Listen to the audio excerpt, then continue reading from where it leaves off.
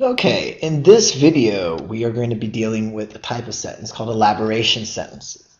In elaboration sentences, you will often see here the semicolon, you will sometimes see a dash, and you'll sometimes see a colon. And let's get that right here in front of us. Boom. You'll see these three. I drew them roughly up here.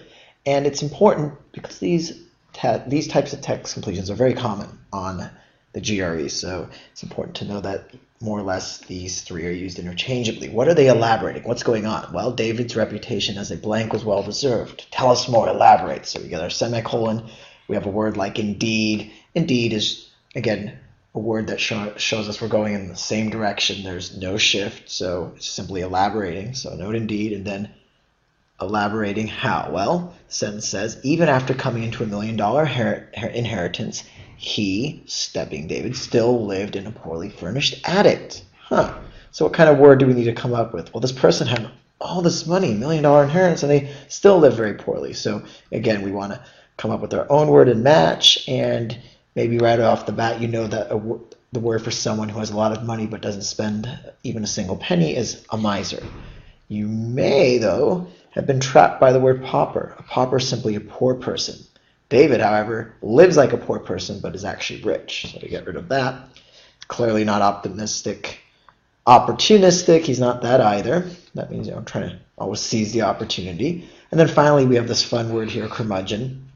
We don't, of course, need to pick it because curmudgeon, or because we have our answer, C, miser, but curmudgeon means somebody who is grumpy.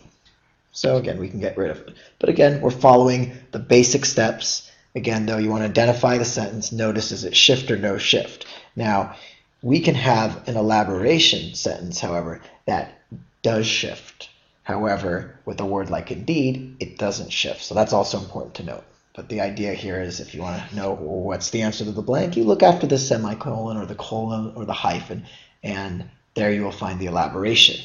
So let's have a look. There's another one with a hyphen.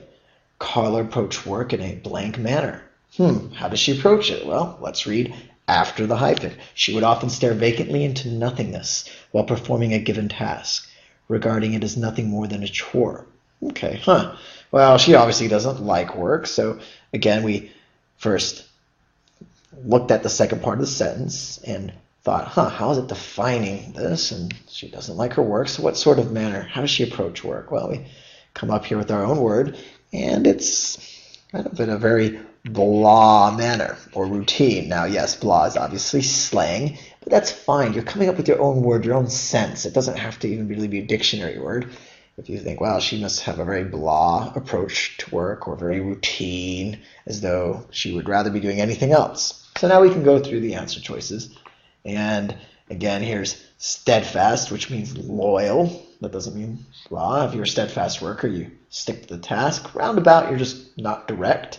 Perfunctory, word probably don't know. Unseemly, this is a popular GRE word. It means something that is not appropriate.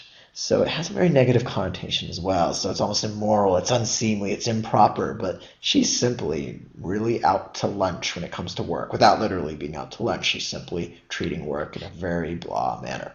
Then there's brusque. Brusque means rude. So that doesn't work. And you can see the word that we don't know in this case is the answer, which is perfunctory.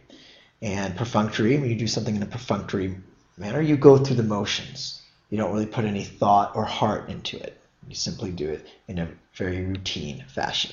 So again, though, the key here was noticing the hyphen, noticing that we're dealing with an elaboration sentence. In this case, there's no shift. We're simply defining the word perfunctory using this example of this woman here at work.